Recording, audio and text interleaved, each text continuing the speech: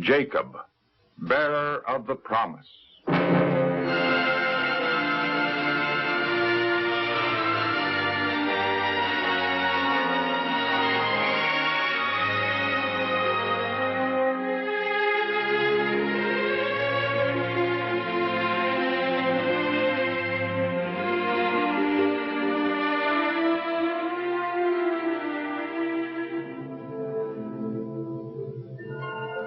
Almost 4,000 years ago, a man named Abraham heard the call of God and left his home in Haran to come to the land of Canaan.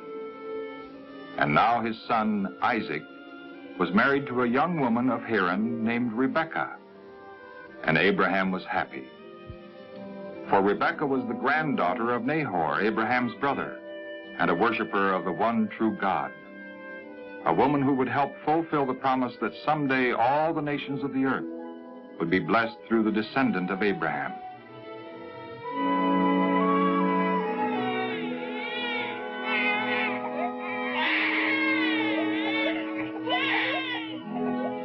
The years passed, and God blessed Isaac and Rebekah with twin boys.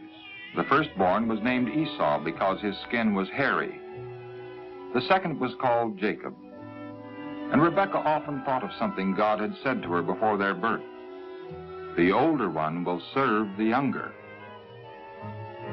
Although the boys were twins, they grew up very different in character. Esau became an expert hunter, a man who roamed the hills and forests, while Jacob was a thoughtful and hard-working man who took care of his father's herds and flocks and loved the quiet of his tent. One day, Esau came home tired and hungry and smelled the food Jacob was preparing for himself.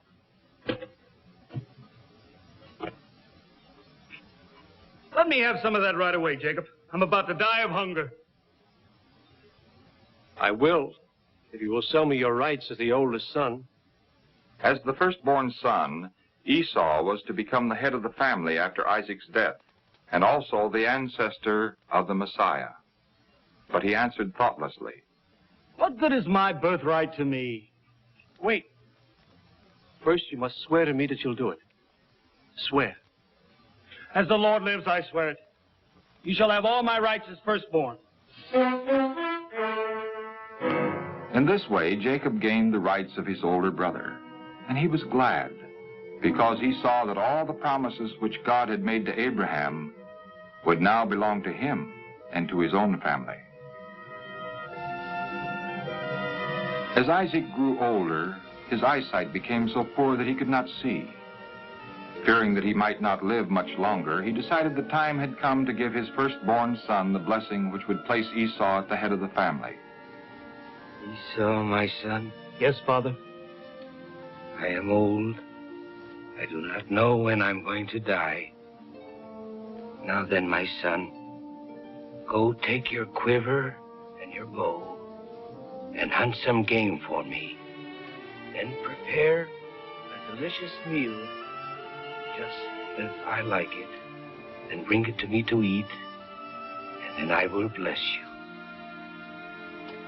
Yes, Father. When Rebekah heard this, her heart rebelled at the thought of the blessing going to Esau. Had not God said, the older one shall serve the younger? Prompted by her love for Jacob, Rebekah decided to act quickly to make sure that the blessing of the firstborn would not go to Esau, but to Jacob. I just heard your father tell your brother Esau, get me game and prepare me some food. Then I will bless you. Now, Jacob, do what I tell you. Go quickly to the flock and bring me 2 young goats, and I will prepare the food for your father just as he likes it. And you must bring it to your father to eat and have him bless you before he dies.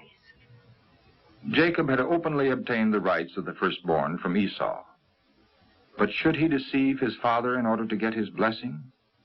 In his heart, Jacob was troubled, but he expressed only one fear. Mother, you know that Esau is a hairy man while I am smooth. Suppose my father touches me, and I'll bring a curse on myself instead of a blessing. Let any curse that can fall on you be on me. Just do as I say and go. Get the goats for me.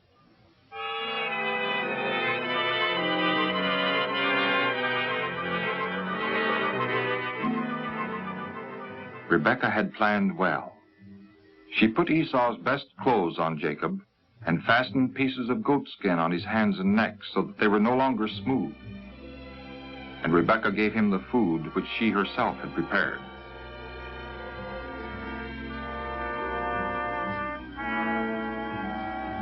At first, Isaac had some doubts as to who was in the room. The voice was like Jacob's, but when Isaac felt the hairy hands and noticed the smell of the fields on his garments, then he believed that this was really Esau, his oldest son, and he gave Jacob his blessing. May God give you the dew of heaven and the fertile places of the earth, with plenty of grain and wine. Let people serve you, and nations bow down before you. Be the rule over your brothers, and may your mother's sons bow down before you. Cursed be those who curse you, and blessed be everyone who blesses you. Jacob now had the blessing of his father, and worried over what he had done, he hurried away. And not a moment too soon, for he scarcely had disappeared when...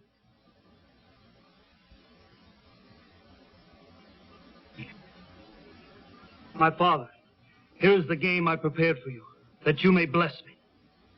Who are you? I'm your firstborn son, Esau. Who was it then that hunted game and brought it to me? And I have blessed him. Yes, and he shall stay blessed. Bless me too, oh my father. Then his father answered, saying, You will live away from the fertile places of the earth, and away from the dew that falls from heaven. And full of hate for his brother, Esau said to himself, My father will die soon, and then I'll kill Jacob. Rebekah was certain that unless the brothers were separated at once, there would be bloodshed and grief. So she told Isaac that the time had come for Jacob to find a wife, and that he must not marry someone outside of his own people as Esau had done.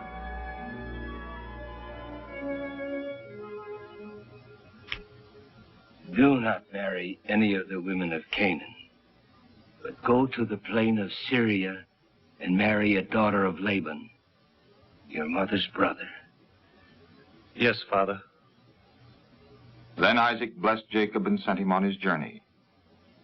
Now Jacob would be safe from Esau's anger, but his leaving meant that Rebekah might never see her beloved son again.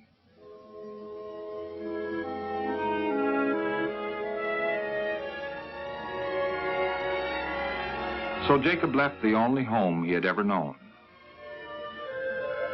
That night as he slept, Jacob had a strange and wonderful dream. He saw a ladder standing on the earth, and the top of it reaching up to heaven.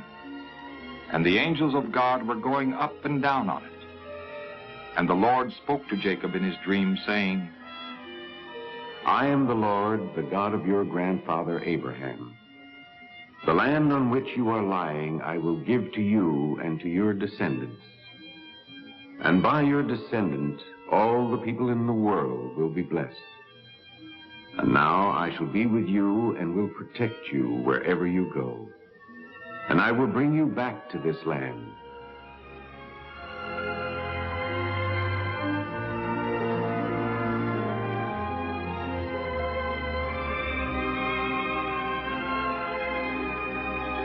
Surely the Lord is in this place. And I didn't know it. Oh, what? It's nothing less than the house of God. And here is the gate of heaven.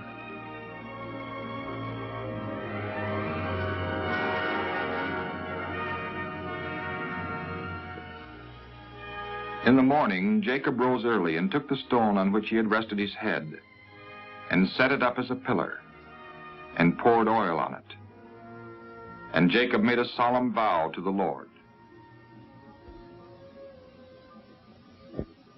If you will be with me and will give me food to eat and clothing to wear, so that I come back safely to my father's house, then you will be my God, and I will give you 1/10 of everything you give me. Then, assured of God's favor and strengthened by his promises, Jacob continued his journey to Haran, toward the home of Laban, his mother's brother.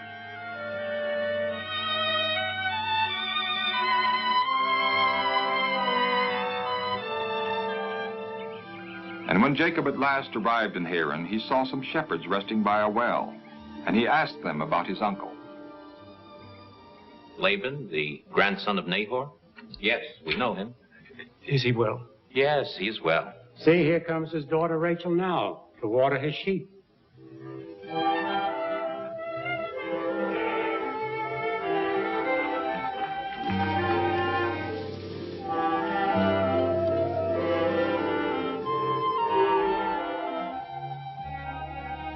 Rachel, the younger daughter of Laban, was beautiful. And when Jacob saw her, he rolled the stone from the opening of the well and helped water the flock.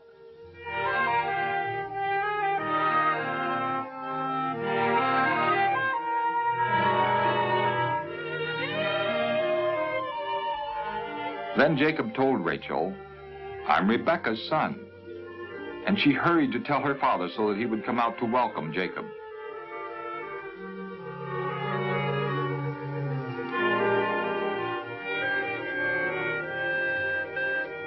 Jacob stayed at his uncle's place, and although Laban had an older daughter, Leah, Jacob fell in love with Rachel, and he agreed to serve his uncle 7 years if he could marry Rachel.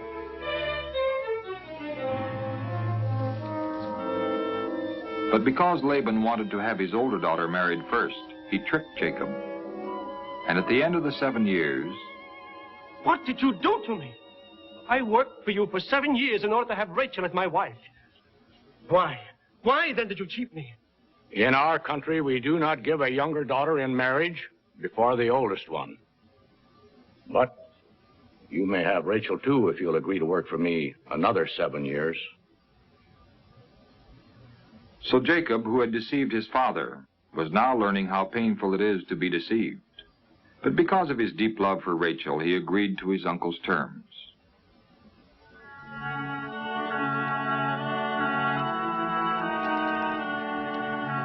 As the years passed, Jacob prospered greatly.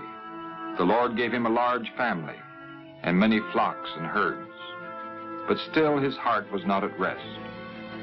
He longed to see his homeland again, to make peace with his brother Esau. So, with his family and his servants and all his flocks, Jacob journeyed from Haran and crossed the Jabbok River, where they camped for the night.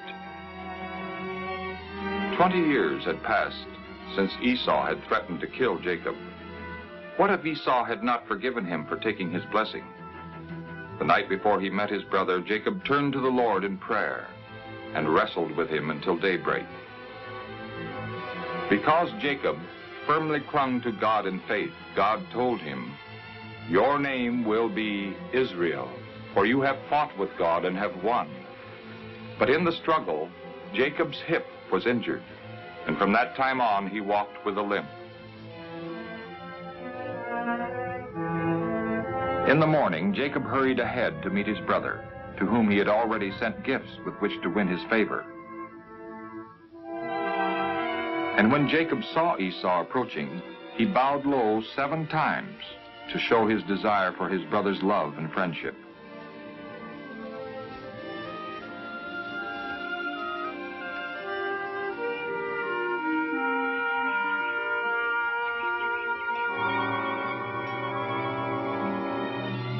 So the years of bitterness were over, and the 2 brothers were again at peace. But one more reunion awaited Jacob, the reunion with his father Isaac, who was still living. Many long years had passed since that day when Isaac, believing that he was about to die, had given his blessing to Jacob. But now, with Jacob before him, safe at home again, with a family and great possessions, Isaac felt certain that God's will had been done, and that his son Jacob was indeed the rightful bearer of God's promise.